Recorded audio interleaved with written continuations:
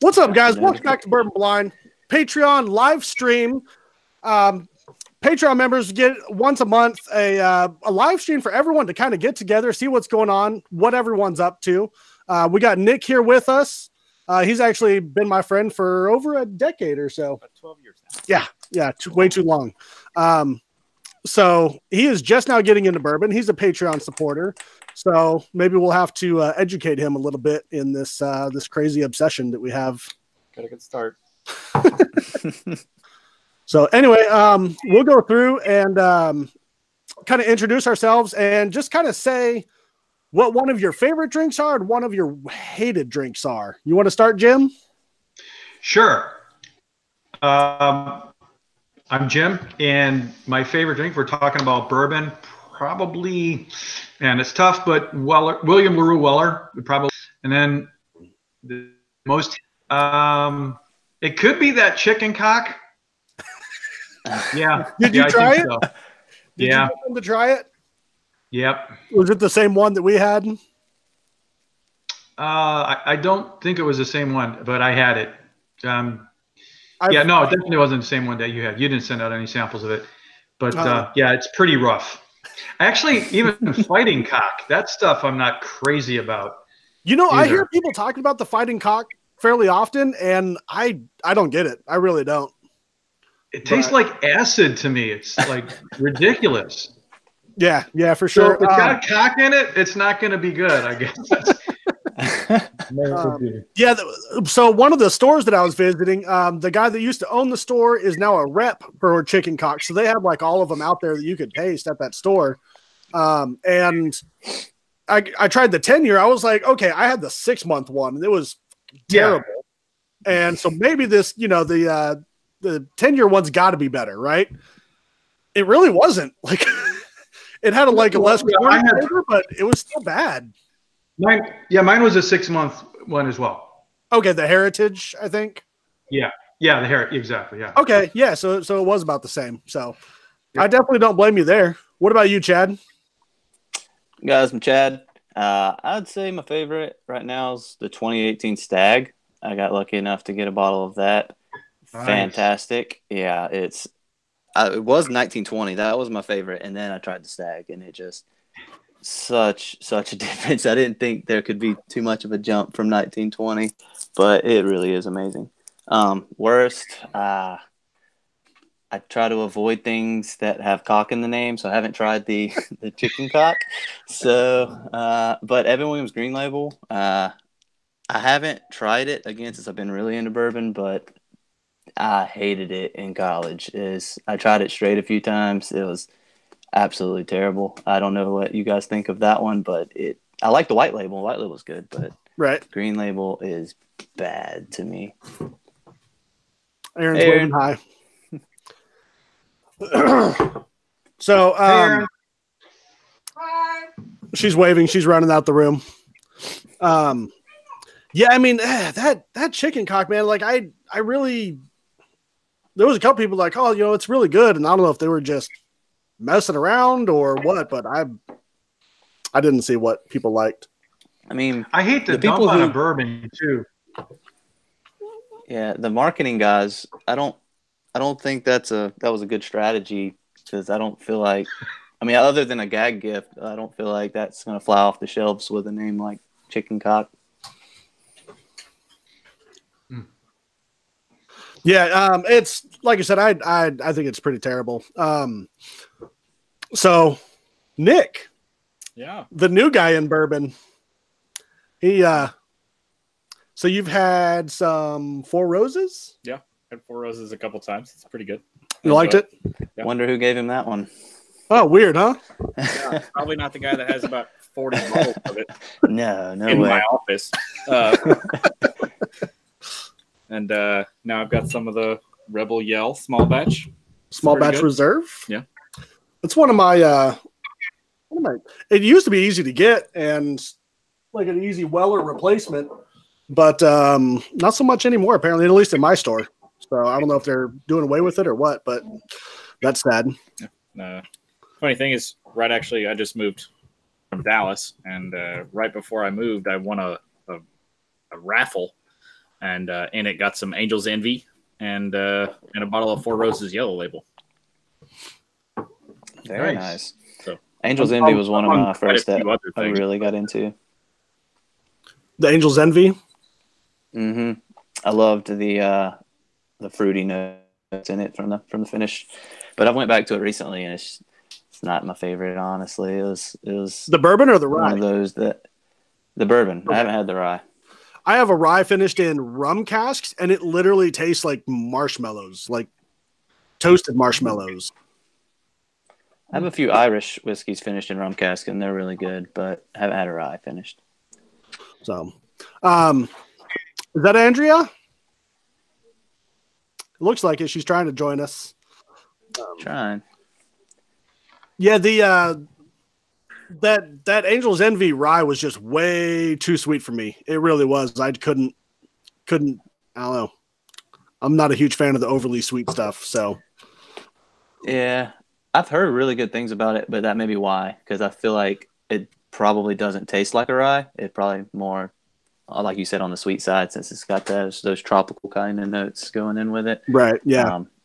But for the price, I don't know. It's hard to justify. It's about it's like $100 anytime I see it. So yeah. And actually, the only reason I bought it is I was at a store and they had it marked down to like $49. So, I might have tried it for that. Right. So at that point, I was like, it's usually $100 for 50. I'll jump on it. That's fine. Mm-hmm. Justin said he just bought a bottle of Four Roses single barrel based on my recommendation, and he wasn't disappointed. Love the single barrel. I actually have Can you say which one it is? He didn't. I would guess it was the off the shelf one. Justin, if you want to put in there. Now, I have a sample of a 10-year, 6-month OESV. Haven't tried that recipe yet, so nice. I may or may not get into that one tonight, but I'm excited to try it. Jim, was it you that said you weren't huge on Four Roses? No, I love Four Roses.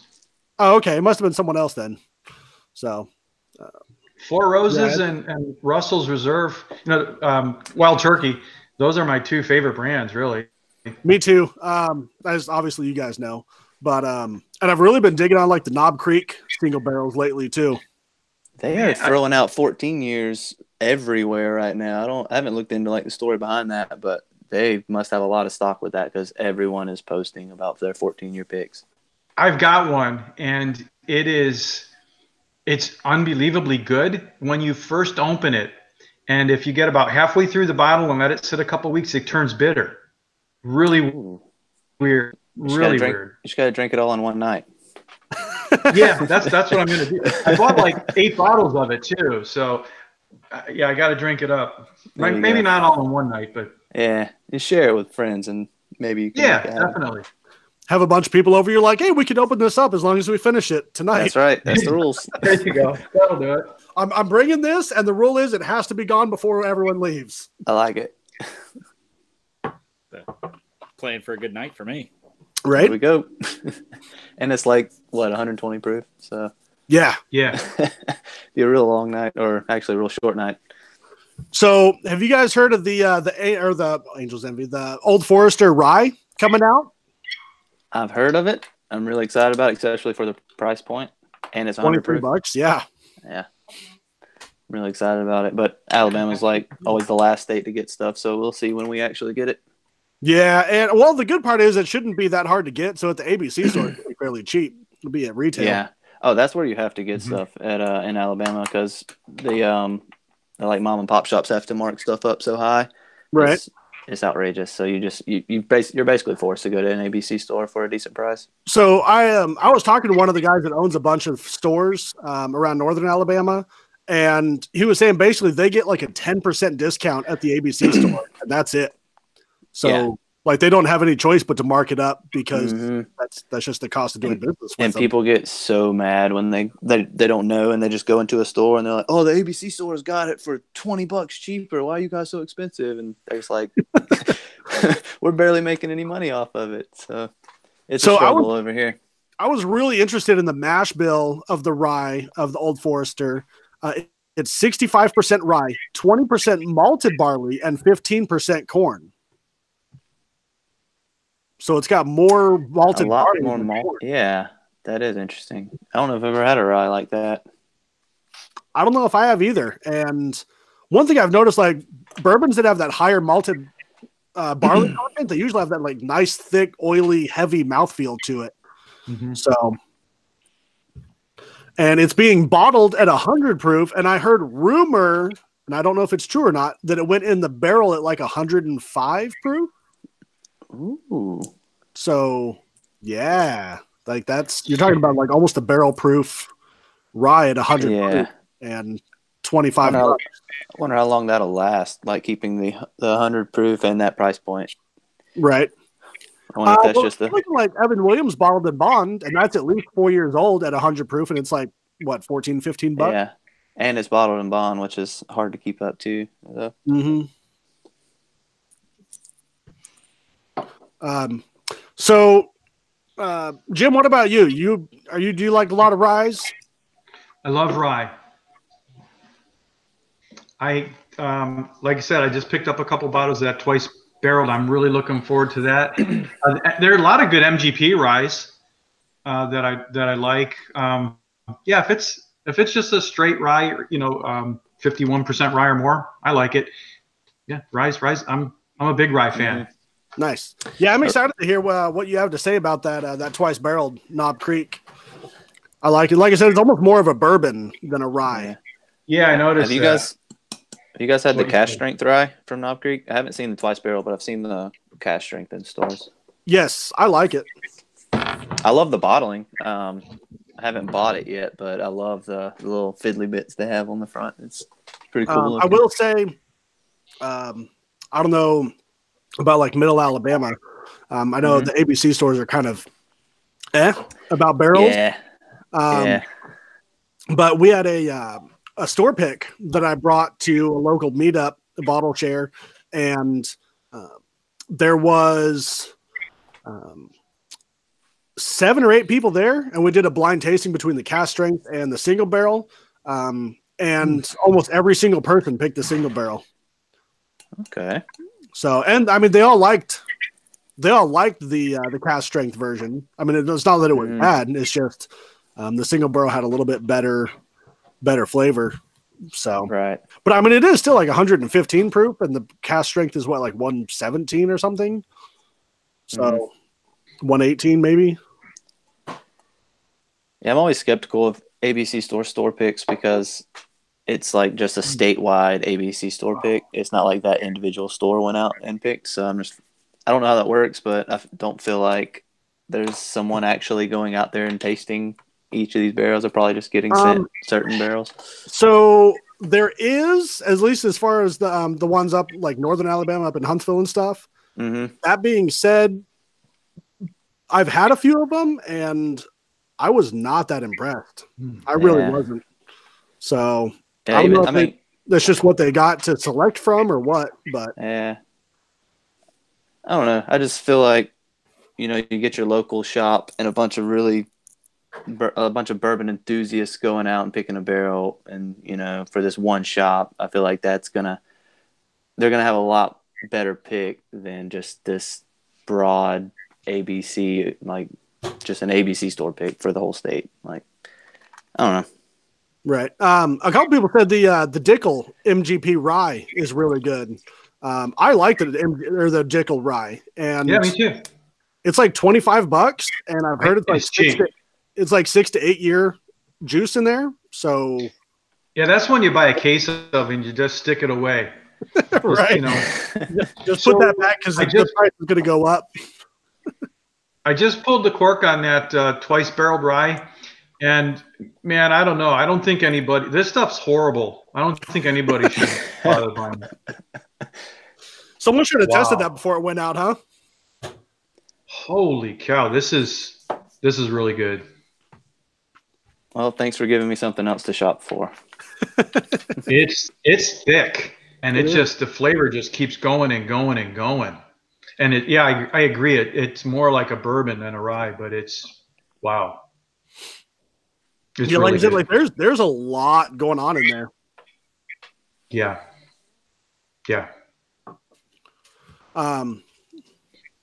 So, Jim, do you have your sample with you? Yeah. So I'm going to go. Well, Chad forgot his. So, piss poor planning, Chad. Sorry. So it's just me? Yeah, you're the only other one with samples. So, Jim, What about Andrea? Is she going to get on? okay, I'll tell you what. Why don't we'll give her a few minutes. Sure. And if you want to start with B, B? yep, the one that's marked. Okay. Yeah, with the X on the top? Yep. This guy already drank his sample. It did. does he know what it was? Nope. What do you think of it, Nick? It was good. That's what I know. Okay. Jim, I need expert level tasting notes because I want to get a good guess on the sample. It's smooth. You don't have this one, Chad. Sorry. That's okay. I still want to guess on it. That's for sure. Just for fun. Oh, you want to guess on it? I give you Yeah. the tasting notes and you guess, Chad? Yeah. There we go, for Larry. sure. Let's do that. I like that. Yeah.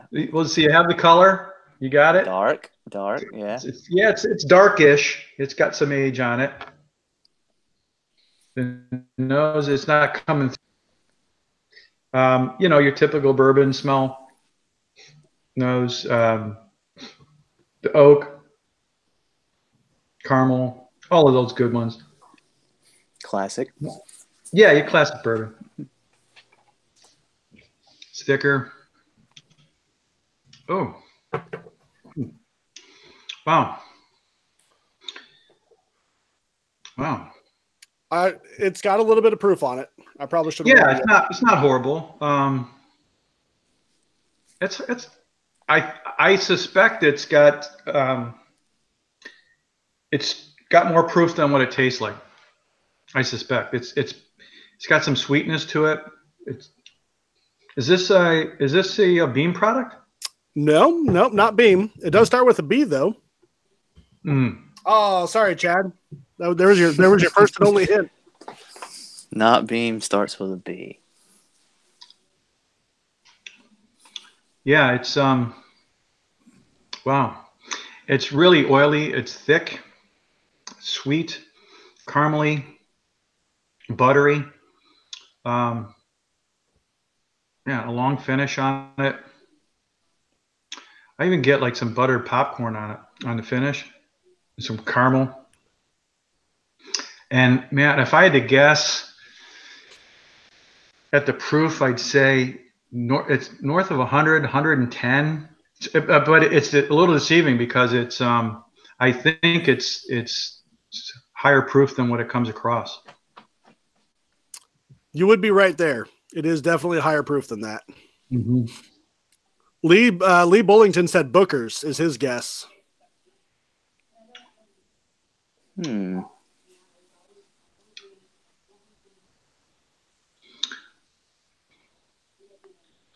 I think it's really well balanced. Nothing stands out on it.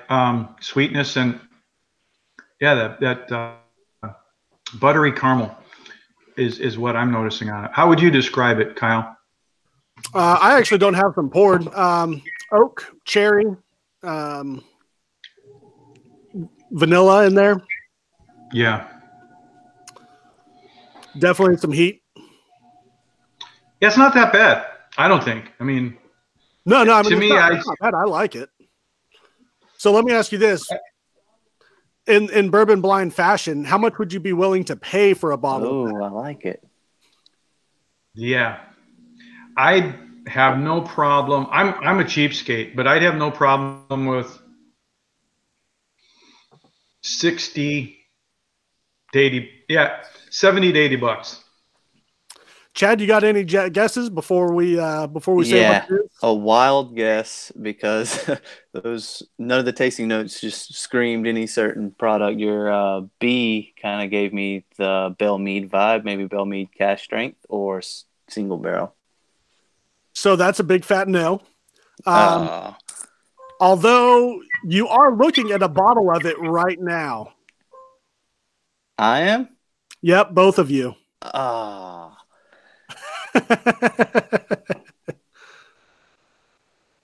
not seeing the bottle. What am I missing?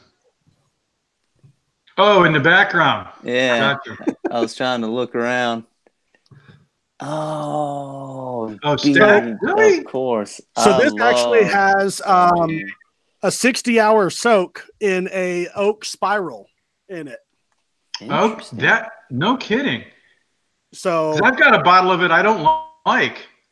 really, Yeah, this is it's the 130.0 proof batch. no So kidding. yeah, so it's definitely up there. Like I said, it's It doesn't Yeah. taste like that at all. And the stag that I have, I don't know what proof it is. I'll go grab it in a second, but it's very harsh, and I don't like it. Mm-hmm. I really think that oak spiral kind of helped mellow it out some. Yeah, it's I have really the- chewy. I like it. I mean, it's really nice. I have the 126 point whatever proof batch 10. That is amazing. I haven't I had. think that's I've a only really had good that batch. one. Yeah, that one is just cherry chocolate. It definitely doesn't drink like 126 proof either. It's fantastic. I put it up against the Elijah Craig B518, Right. and surprisingly, the Stag one. I was actually because B518 was one of my favorites of last year. So I'll be right surprisingly back. enough, that one beat it out. That is amazing. Yeah, Erin she just walked in and she tasted some and she said it's butter, which I think pretty sure Jim said that. Jim definitely said that. Great butter. Straight butter. So, Buttered popcorn. Chad, is that still that Bell Mead? No, I actually poured the Weller Antique store pick, and man, it's good. Awesome. I wouldn't say, like I was mentioning before we went live, I wouldn't say it's like $40 more, like the secondary charging, Right. but it's definitely better. 10, $15 maybe extra for a store pick. I don't know how much I don't even know if they actually charge extra for a store pick of this in a store. And then the key for that is if it's a good store pick. You know Yeah. what I mean? So, Cooper said Buffalo Trace product. Yep, you were right. So anyway, there is a website out there, if you guys haven't heard about it, called Bourbon Weekly. Have any of you guys heard of this? No. So they do, their kind of tagline is fake news and real reviews. So I haven't looked at their any of their reviews so far. However, their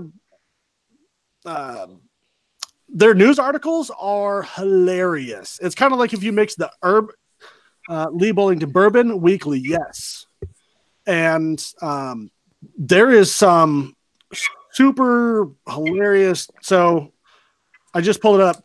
MGP announces Tit has run dry. We'll be weaning craft distilleries off their whiskey in spring. Is there an actual like article write up, or they just do titles? Oh no. Oh no, they do a whole. Yeah, it's a whole a whole. Oh, you can't see it. It's too bright. That's hilarious. So like another one of them is Lawrenceburg, Kentucky sues Lawrenceburg, Indiana for rights to runner-up bourbon capital of the world. Liquor barn ordered to keep farm animals or change name to after false advertisement suit. I think I did see that one on Facebook. I didn't know anything about this site though. That's hilarious. Yeah, exactly. It's like the Onion for whiskey, and it is hilarious. Area liquor store announces Hunger Games style death match to buy Weller 12. And people would probably do it. Right. Jimmy Russell has a scooter upgraded with spinner rims. Yes. Dude, if you guys in the chat haven't seen this yet, it is so awesome. And their articles are hilarious. You really got to check it out, man. But I mean, it's all kind of stuff that is currently going on. You know what I mean? More or less. Because Jimmy Russell did get a new scooter recently. Obviously, it doesn't have spinners on it, but Right. you know, I want to read some of those articles just to hear what they say about some of these things. Buffalo Trace to offer bottle buyback program in effort to curb secondary market sales. They would make money for sure off that. So what's up, Kyle? The spiral that you put in that stag. Do you know the specs on it? Because they have like different char levels on it. Some of them are toasted, some of them are different woods. And did you put a whole piece in? Did you just put it right down the bottle? Did you pour it out into? Because there's a huge difference in that. I just pulled out the stag that I have, and there's a huge difference. It's so much better with the way you did it. So I got it off of Amazon, and it was actually a half of an oak spiral that I used. Now I will say, like I said, that has 60 hours on it. I probably should have taken it out closer to like 48. But I mean, I'm not upset at the way it came out. No, I've tasted a lot of bourbon that has wood like staves put in it. And if it's in too long, you can taste sort of like a raw wood note to it. And I didn't pick that up in here at all. That to me, that's the sign that it's been in there too long. I didn't notice it at all in this. So, but that's, I think there's a huge difference. This is the, what I have is the 126.4 proof. Okay. And there's a huge difference between the pour that you gave me and this bottle. Right. Like I said, this was the 130.0, but I will say I had another 130.0 open at the same time. And it was noticeably different, and I would say better. Now I will say when I pulled it out originally, it was pretty oaky, and I was like, oh man, it kind of killed it. But after it being in the bottle for a couple weeks, that really kind of subsided. Yeah. So I was trying to look up what char level it was. I think it said it was a char level 3, but when I looked at it, it wasn't black at all. So I don't know how. And I had to put it in a mason jar because it wouldn't fit down the neck of the bottle. Right. Yeah. I've got some, but I think they're just toasted. They're not charred. But I've got some charred white heartwood white oak I could put in there and give it a shot. It was a white oak. I believe so. Yes, white oak. I've seen some people also use like wood chips in there. Yeah, I think I've used wood chips before, and it really puts it gets a really intense flavor very quickly. And I've never seen them charred. They're more toasted chips, so it adds a strong woody flavor. If you want a lot of flavor out of it or a big change, it's more of a woodiness. But like I said, I've never seen charred wood chips. Right. Yes, I mean there's a lot of like you said, a lot of variations of different ones. I've seen some people that totally legally make moonshine, make their own whiskey and use the wood chips to varying degrees of success, I would say. I feel like there wouldn't be a lot of room for error with that as far as when to get it off of the wood chips or without it getting over oaked and to kind of get what flavor you're looking for. Right.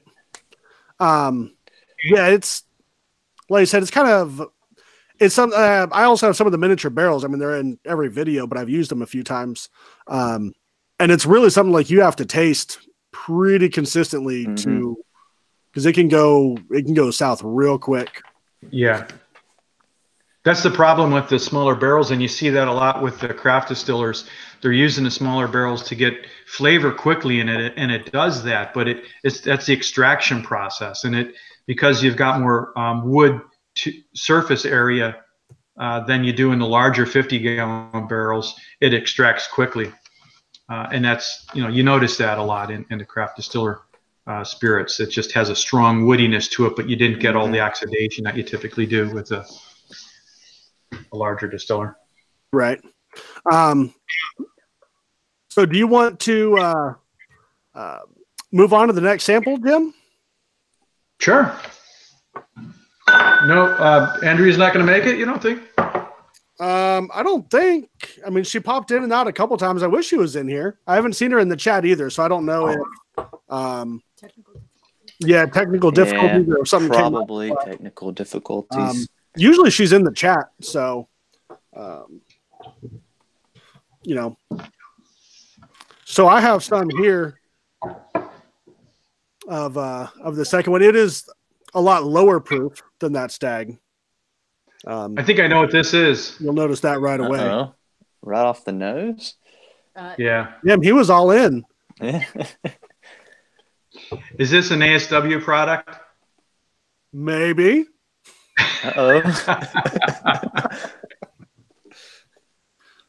Ooh.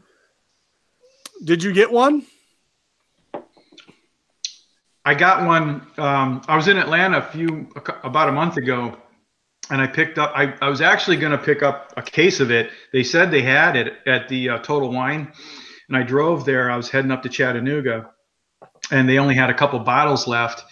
The guy said I can see it in inventory, so I waited around for about an hour, and they didn't. They couldn't. So I left there with a couple bottles, and I got a few other of their bourbons that are pretty good as well. But I'm guessing this is the Resurgence. It is, yeah. As I'm sure you've noticed, it has a very, very distinct nose on it. Mm-hmm. Yeah, it does. It does. And they use a chocolate malt, a chocolate rye, which is a toasted, and it's got that distinct flavor in it, and in the nose as well. Yeah. The nose and flavor, it's something like I could smell it, like you said, like almost instantly. You know what I mean? It's like, oh, I know what that is. Yeah. So what all have you had this on the nose? How long have you had this one, Kyle? This one, I think it's Christmas. No. Maybe a month or so. Christmas. Okay, because this has a little more flavor than the one that I have. This one's a lot more smoky. I actually killed almost pretty much the entire bottle, and giving it out to all the Patreon people. So, and so what all do you get on the nose of that? Well, to me, it's very, very, very young. But that's not a bad thing. It's just, I don't think it's a bad aroma or nose. It's just, I know like chicken cock. No, it's not like that. That stuff's horrible. No, it's actually it's a rich and it's not one dimensional. I've had the benefit of having a lot of whiskey and distill it, very young. So I know what that smells like. Some butteriness to it, but I can pick up pretty strongly also that chocolate. It's 100% rye malt, but I think they use 5% or less of chocolate rye malt, which it doesn't sound like a lot, but it is a pretty intense flavor and aroma that I'm picking up from it. I mean, I think it's very buttery. Actually, I do get like a bit of a breadiness to it, kind of like a rye bread. See, that's what I get the most is that rye bread just totally sticks out to me. We think. Yeah. Definitely picking up. Yeah, I totally get that. And like you said, it does like smell and taste young, but it's not in a bad way. Like it's not to right. I agree. It works with whatever the mash bill is and how they distilled it. Like it really does work with it. I think this will be legendary with some serious age on it in the right barrel. I don't know if they could put a lot of age on it in whatever barrel they're using. It's hard to tell. I mean, the chocolate malt, in my opinion, the chocolate malt that they're using, and it sort of disguises or gives you the impression that it's picking up barrel flavor, and it's not. So it's hard to say. My initial impression would be if they left it in the barrel much longer, it would get too much extraction. But that might not be the case. I think a lot of the flavor is coming from that chocolate malt, which I think is really interesting. Yeah, I think that's a really, really awesome thing that they did with it. Asking for a friend actually sent me a bottle of this because we couldn't get it up in Tennessee. It was, you had to be either in or around Atlanta somewhere to get it. And so he actually sent me a bottle of it, which was awesome because I had just, like I said, sent my entire bottle out to patrons as a big thank you. Have you tried any of their bourbons? I have not yet. I actually, hey, can you go grab me those two What? up there? What? The ASW bottles. So I was actually talking to the master distiller over there, and he was nice enough to send me a couple different bottles from them. Oh, nice. So bad. Which one? The duality. Let's do it. So, did you say you picked up one of their bourbons? I got two of them. I got they're both fiddlers. One's a Heartwood, which I had some of that last night. It's really good, and I haven't even tried the other one yet. But I think they're both labeled Fiddler, but one is the Heartwood. It's a cask strength. Okay. Ooh, I like the idea of the cask strength. So he sent me over 2 bottles, a Ameriganache. Oh yeah. And Duality Double Malt, which is supposed to be smoked. I think you used cherry smoke, I want to say. So, let me back this up a little bit. Come here, honey. Come on in here. She really wanted to pop the top on one of these. So, Hey, Aaron. Hey. I don't know. You guys are sitting at the table, right? Say. Ameriganache or Duality? What do you guys think? Duality. The bottle's beautiful. Jim, what do you think? Which one? Sounds good to me. Duality sounds good. I'm gonna go grab a couple bottles too. We'll see if we can. Okay, yeah, we'll do it. So, Chad, you being down in Alabama, you tried the Clyde Mays? I have. I really like their just regular bourbon, and also less like, but still really like their Alabama style. It's really fruity and apple forward. But they're actually opening I don't know if it's going to be a distillery or just a tasting room, but down in Troy, Alabama, which is actually where I graduated undergraduate college from. I think that's like where their story kind of originated from, the Clyde May story. I think he was based out of Troy.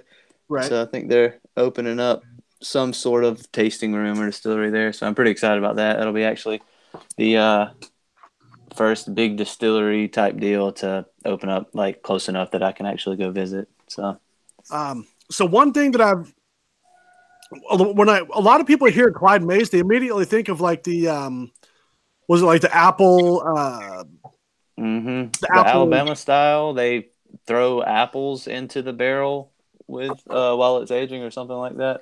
Right.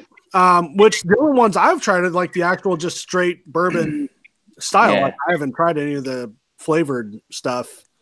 The Alabama styles, it's a lot sweeter, you do get a lot of the apple influence. You get a lot of the fruit forward flavors coming through. I like the regular bourbon better, but if I was to be introducing someone into bourbon or something like that, that's a perfect starting point, even though it's technically not just a straight bourbon. It's enough of a bourbon, and it's also enough sweetness and the fruits and stuff. It's a great starting point. So if you see it and you're trying to get somebody into bourbon that's never really tried it, I'd go there.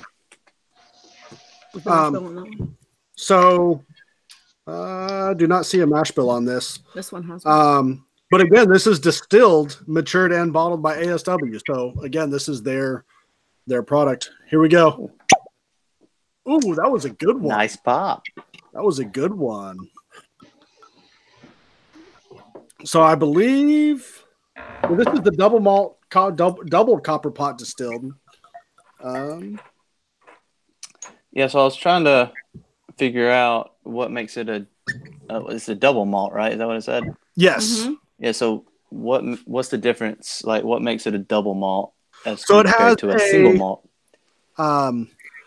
Caledonian tradition of smoky single malt barley and the Appalachian innovation of our own spicy single malt rye distilled in their twin copper pot stills. So single malt from 2 different places, so they called it a double malt. Is that what's going on? 2 different styles. Is a malted rye and a malted barley. So okay, cool. If you take any of the grains, or rye, or let's just take rye or barley, they're a seed. And if you germinate them, right, just get them wet and germinate them, and then as that germ's growing out, then you dry it off. Now it's malted. So virtually any grain can be malted. And what it's doing is it's starting, as that germ starts to grow, it's going to use the carbohydrates within the seed itself to feed it while it's growing. And the malting process actually creates the enzymes, or allows the enzymes to become active. So any grain can be a malt, but not all of them are, because it's an expensive process. So what happens is they'll take like barley, and they'll use that because it's got it's called a diastatic power. So it's got a high enzyme amount in it. And they'll use barley to be their malt, but they typically use, well, as you know, 10, 15% malted barley or malt, but any grain can be a malt. So they also, there's various degrees of that malting process, right? Yep. So since we backed this up a little bit, sorry guys. So anyway, man, it has some more of that, like that bready character. Would you attribute that to the malt or the malted process?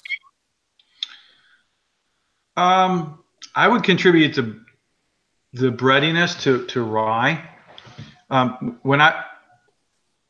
My opinion with like using rye that's malted versus unmalted rye, the malted rye tends to be more spicy and cinnamon notes, and the unmalted rye tends to be a little flatter and grassy. But I think the bread comes from both. You get that in both, I guess is what I'm saying. Gotcha. Bourbon Brofessor said the white label American Ox is really good. So I look forward to that. So this is a ham sandwich. It tastes like a ham sandwich. I can see where you get the ham sandwich flavor. It totally. So it kind of has like that. Is it kind of briny, like salty? I was going to say it has a little bit of that like salty kind of smoky. It tastes like a ham sandwich. I'm very intrigued. It's good. I'm getting hungry. Yeah. It's like getting punched in the bread by like fresh toast. Like getting punched in the nose by fresh bread. Yeah. There you go. Like it's a strong, I like it. Yeah. Strong rye smell. It's how I like my ham sandwiches, on rye. Which is wrong. There you go. So it's a ham sandwich on rye bread. I like it. Toasted rye bread. Toasted. Yeah. Key point. So I'm kind of interested to know, like, where does that saltiness come from? Like that's not something you get on a whole lot of bourbon. You know what I mean? No. Yeah. Usually you get that in the scotches that are, seaside type deal. Like, the islands and stuff that, get that salty air. Or like the Jefferson Ocean. Yeah. Or out at sea. Yeah. Like that Jefferson's Ocean's really the only thing I've really gotten like a salty note off of for a bourbon. So that's interesting. Anyway, I really like it. I super like that they're actually distilling their own stuff. So not an MGP product. Yeah, I think all of their stuff is grain to glass. All of their bottles, and I really admire that about those guys. Yeah, it's not easy. At the same time, like MGP, puts out some great stuff. Yeah. They do. George Dickel puts out some great stuff. They're distilled just down the way. Yeah, they're 30 minutes from here, but they between those two. Usually, when someone says, "Oh, it's a Tennessee whiskey," it's usually Dickel, and they just don't let them say that. So, I'll be honest, I don't like it. It tastes like a rye sandwich. If you don't like ham on rye, you're not gonna like this. It's that turns me off to it. I don't like this salty flavor. So Justin Young says he's just gotten into whiskey in the last 3 months or so, and sometimes it's hard for him to pick out certain smells or tastes. I feel you, Justin. Is there a way to heighten my senses towards them? Drink more. Honestly, yeah, drink more. Drink more, and drink often. I don't know. I don't have many recommendations for this type of deal, but if you have if you know of any very oak forward bourbons or anything that you can okay, that's definitely an oak smell or an oak flavor, or a very cherry forward, very vanilla, something that's really dominant in those flavors, either on the nose or on the palate, to taste it or smell it and be like, okay, that's it. So that when you go back to one that's not so dominant, you kind of get hints of it, but you know it from one of those dominant ones, and you can kind of pick that out. That's kind of the route I took, just from recommendations from friends. But yeah, drink Listen more. to what other people are saying. I used to not drink a whole lot of bourbon, and Kyle and Jason were the ones that used to start this out, and they would pour glasses and be like, "Oh, do you smell this? Do you smell that?" And I'm like, "Okay." She's like, "I smell whiskey." I'm like, "Yeah, sure." And slowly but surely, after tasting everything, and I'm like, "Yeah, I get it now." But listen to I find a bottle you like that you like see on the show, and you're like, "Oh, that's a pretty label," or whatever you look for. Oh, those are tastes that I kind of like. Taste it, see what you see. So yeah, just like she said, kind of getting, get a bottle that isn't too expensive, has pretty overall good reviews, and that might be a safe place to start generally. And kind of get, look at the tasting notes and the nosing notes, and try and see if you can pick out any of those notes. You probably won't get them all, and that's totally fine. But just having a baseline of, what I mean? Well, if 4 people got, like you said, a lot of cherry in this bourbon, then, you know what I mean? Chances are you could probably pick out some cherry in it. Or at least dark fruit. I mean, I don't cherry. When I hear cherry, it's usually like, I don't know, blackberry or whatever else. But you're like, okay, at least I'm on the right page.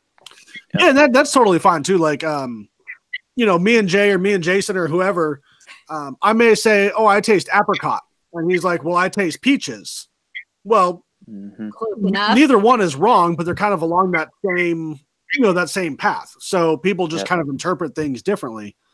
So asking for a friend says, if you're looking for bananas, 1792 or Nutty, go Jim Beam products. Totally agree on the Jim Beam. Jim Beam for sure. Yeah. And another thing, when you're tasting and you're trying to learn, it's about kind of confidence. If you taste ham sandwich in a whiskey, that's what you taste. That is your note. Like, and stick with it. That's it. Yeah, like dry. I mean, like you said, there's no wrong answers. You know what I mean? No one, and basically, you're not saying, "Oh, I smell a ham sandwich." You're saying this smell reminds me of a ham exactly. sandwich. Yep. Right. You know what I mean? So, like you said, be confident in yourself, and just, if you smell something, you taste something, you taste it. Like, no one can tell you don't. You do. If this reminds you of your mom's peanut butter and jelly sandwiches from when you were in grade school, then it smells like a peanut butter and jelly sandwich. Like, that's not, There's no wrong answers. Yeah, exactly. I refer to them as impressionistic smells, or flavors for that matter. It gives me the impression of a ham sandwich, or the flavor gives me the impression of a ham sandwich. It's more impressionistic, in my opinion, and I completely agree. If that's what you taste, that's what you taste. Right. Although, go ahead. One thing that I think you mentioned, Kyle, and I started doing it a while ago, and I noticed it helped me distinguish flavors, or aromas rather, was open your mouth a little bit, even drawn in some air when you're drawn through your nose as well, and that helps out quite a bit. Yeah, for me. Yeah, for sure. Especially with high alcohol pours, to kind of give some room for those fumes to kind of escape. Definitely breathing through the mouth and the nose at the same time will help you get some actual flavors or some scents instead of just the alcohol burn ruining everything. Right. And the other thing is, like, when you're smelling something, kind of nose it and then back off, and then kind of smell it again, back off, smell it again, back off. But I mean, you could be back here and you know what I mean? Okay, I'm not getting anything. So you moving a little closer. I mean, if you go, for lack of a better term, something. Try not to say it. I'll help it out. If you just go balls deep in the nose, I mean, you might get a whole big old punch of ethanol in the face, and you're gonna be like, "Oh man, this smells horrible." You can back up a little bit. You know what I mean? So, I mean, there's a lot of different ways, but eventually, I mean, there's no wrong way, and there's no wrong answers, is what it really comes down to. Yep. The Mash and Drum, what's up, buddy? Jason. Hey, Jason. We hung out at the 130th. We got Chad Holly in here and Jim Tysak. Right? Tysak. Yeah. Tysak. Yep, you got it. I said it wrong. I'm sorry. Aaron's known for that. Yes, I slaughter names. I'm so sorry. So, Aaron. Hal Joey said, for a corned beef on rye, what do you recommend? This. It'd be amazing. Duality. ASW. So, and Bill from the Whiskey Dick is in the house too. So, yeah, I mean, there's, like I said, there's no wrong answers. There's no proper way to do it or wrong way to do it. There are ways that are better than others, obviously, but it kind of, yeah, it is what it is. So, what else do we got? So what do you guys think of bottles that have been finished in beer barrels? Wow. I haven't had one. I've had two, both stouts. Actually, no, I've had three because I've had the Jameson IPA and the Jameson stout barrels. The IPA Jameson kind of just tasted like Jameson. I mean, there wasn't a lot of, like, when I think IPA, I think you get a lot of hops type, flavor into it, and I didn't get a lot of that. The stout, though, added kind of a silky kind of mouthfeel to it. Wasn't too prominent chocolate like you would think. The Belle Meade, though, the Belle Meade Black Bell, was very chocolatey. Peanut butter, chocolate, all that I would assume came from the stout barrel. But so I'd say good experiences other than the IPA Jameson. It was. I'm kind of glad that you said that you don't get a lot of hops on that, because I've seen that bottle a few times and I was like, it sounds interesting, but I am not a hoppy beer kind of guy. So it doesn't really come well.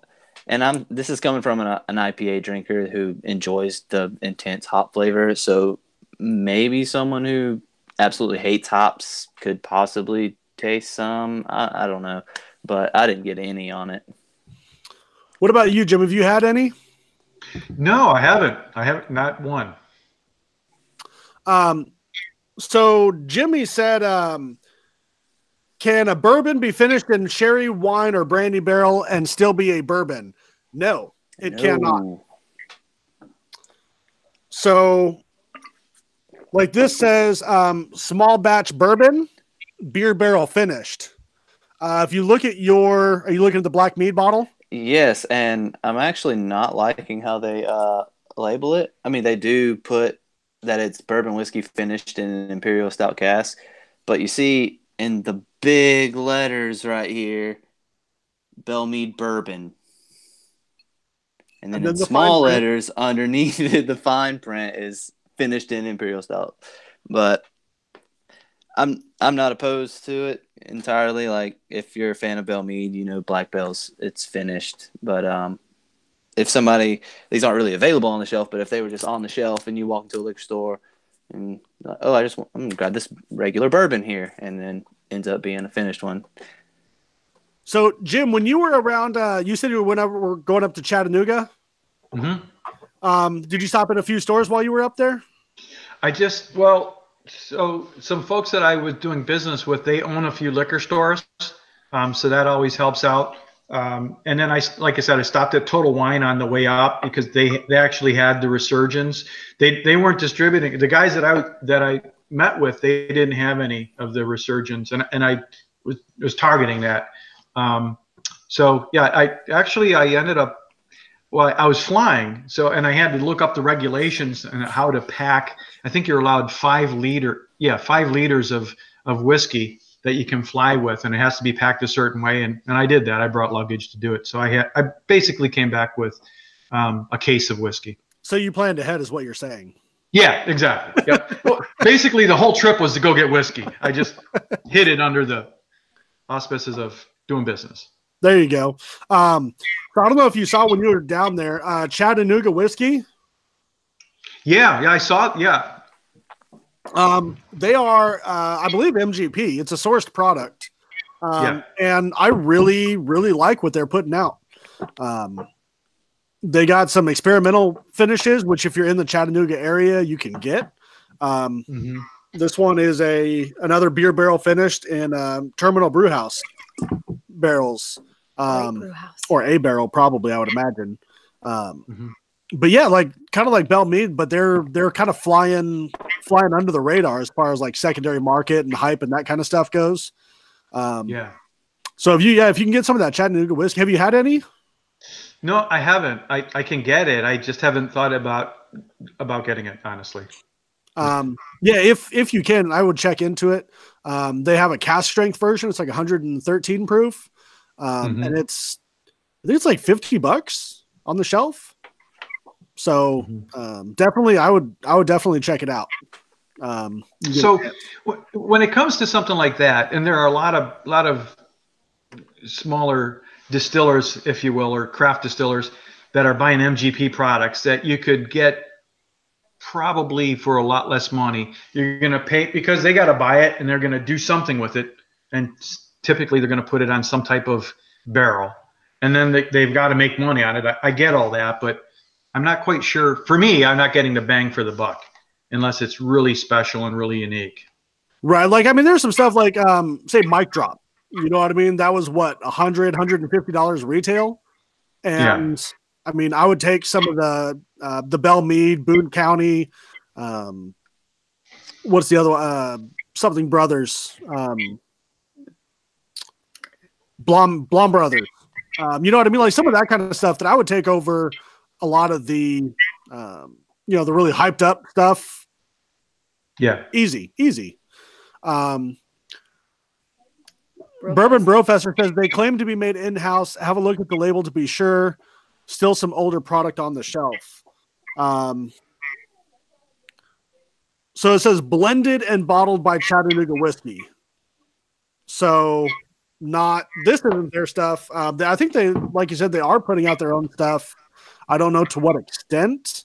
I'd be interested to see though, because I don't know. I'd be a little scared of a cask strength, young bourbon, but you never know.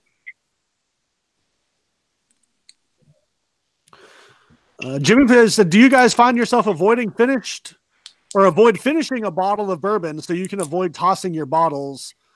Do you keep and collect empty bottles? Depends on the bottle. Yes, depends on the bottle. And both of those depends on the bottle, actually. I don't want to finish it because I'll likely never get another one. And B, I don't want to throw away in a bottle because, again, I'll probably likely never get another one. It's both, really. For me, I'm a hoarder. I try not to finish my bottles because I try so many new things. I don't rebuy a lot of bottles, but that's just me. What about you, Jim? I try to finish them and toss them because I have so many open. I want to open other ones, and I don't want to have 200 bottles open like you do. Hey! It's 130-ish. I would love to have that problem. I don't have. I love the shelving system that you have. The cabinets with all the bottles, and I'm thinking about doing that in my place here. But I've just got a couple of cabinets, and they're chock full, so I can keep about 80 bottles in there, and then I just have the backups up in a closet. So, yeah, as soon as they're gone, I get rid of them, pull something else. Kyle's got bottles stashed in the laundry room. He's got them stashed in the at work. He's got them stashed everywhere. I'm sure he does. I don't know. I think at some time, like, you just get to a point to where you have more whiskey than you could drink in a lifetime. You know what I mean? Yep. And yet we still buy more. So, yep. Fear of missing out is a big thing. That is exactly what it is too. Fear of missing out. Like, ooh, I haven't had this. I wonder. I have to try it. I have to try it. Yep. With your discussion on the twice barreled rye, I went and bought 2 bottles that night. Not one, but 2, because I had to have it. Just in case it was good. Oh, it's good. Yeah. I mean, no, it's not good. No, it's terrible. Don't buy it. Yeah, I did the right thing, and I left 1 bottle there. Yeah, So, I'm planning on buying some Old Forester 100 because of you, Kyle. So luckily that's not an expensive bottle, but I'm really it's like excited to go $25. grab that. Yeah. So you guys know Bryant, who's been on here. His whole thing is if he'll go into a store and find like a store pick and go out in the parking lot, open it and try it to see if he needs to go back in and get more. That's actually really smart. Yeah. There's this whole DUI thing that I would worry about. I go home, try it, and then I go back. Yeah. Like one little baby sip. Well, that 14-year store pick that I got, they were talking about earlier, I actually was flush with a bunch of that same bourbon non-store pick. And I walked into the store. I was actually going in there to buy a cognac for a friend of mine for a Christmas present. And they had a table set up there engraving the bottles of these store picks and said, "Yeah, if you buy a bottle, we'll engrave it for you. Are you interested?" And I'm like, "No, I'm not." And she kind of talked me into it for a bunch of reasons. And I asked her if she had a sample of it. So I tried a sample and it was phenomenal. So I walked out of there with 6 bottles. Nice. Very nice. So asking for a friend brought up a really good point. And I was going to say this earlier. He says he did put off finishing a Rhetoric 24 due to it being 24 years old and his oldest bourbon in his collection. And it's about halfway through oxidation and it has just killed the bottle. Which I've seen and I've done it with some very expensive bottles and it's really sad. So now at this point, like if it starts getting under half, I'm like, ooh, I should probably look at getting rid of this and finishing this. Yeah. It's under a third, and I'm like, I got to finish this now. So, like if it starts getting under a third, within a couple weeks, it's usually gone because you know what I mean. Like when you have just that little bit left in there, or anything, less than a third, quarter, to me, like within a few months, it really starts changing the flavor really quick. Yep.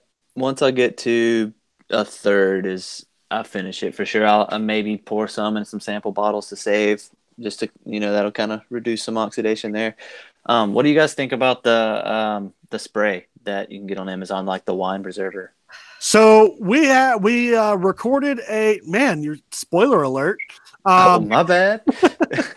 No, we recorded a show with wine with it because wine will oxidize much faster than bourbon. Yes, it does. Obviously, it's a different chemical makeup, but if it does something, we'll know about it. So we're waiting for that to oxidize, and then we're going to test it in a couple weeks, and you guys will see it on the show. So I'm the queen of pouring bottles down the drain of wine. Have you guys seen the Scotch Test Dummies the review of the spray? Where they just did the 1 year update? It was the 1 year update, and they're going to take it for 5 years. Yep. It was I'm super excited for that. Yeah, it was very interesting results with that. They actually, spoiler alert here if anybody's waiting to watch that, the bottle of the peated Scotch that was sprayed actually lost more flavor than the one that was just left to air at half. No, it was about a third full, I think is what they said. Right. So yeah, I'm really interested to see what that does over like a 5 year period.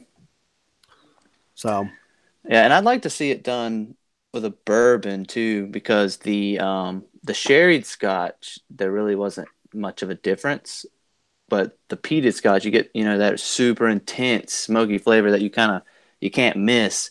So obviously, if it's not there as much, it's a more dramatic difference. And I don't know I feel like bourbon would be more like the sherried Scotch was as opposed to the Isla if you were to do something like that.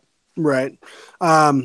Yeah, I mean, it would be really interesting to take it a step farther and, see if proof has anything to do with it, see if the age of the whiskey has anything to do with it, see if, finishing has anything to do with it, you know what I mean? And just kind of see, like I've heard of some people that opened up, like the Bellmead sherry and cognac finished bourbons.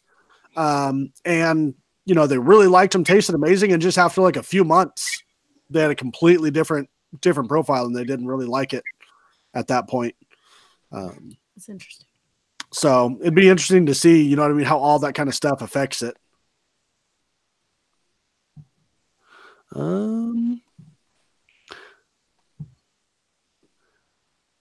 Yeah, James said the same thing. Scotch House Dummies used that spray and lost the nose on it. So, anyway, guys, do you guys have anything else you want to add? Anything, questions, comments, concerns? No. Okay. Well, it's been real, guys. Definitely appreciate you guys coming on. So, Yeah, appreciate you having us. Yeah, man, we're about it's great. just over that hour mark. So, but anyway, yeah, like I said, we really appreciate you guys being Patreon supporters. You guys are what keeps the show going. You know what I mean? The only bad part about that is like we have people to answer to now. So, so it's not just like I'm not going to put out an episode this week because work's been busy. So. I don't know if you've noticed, I've been bouncing in and out. I have 2 children up right now that are driving me nuts.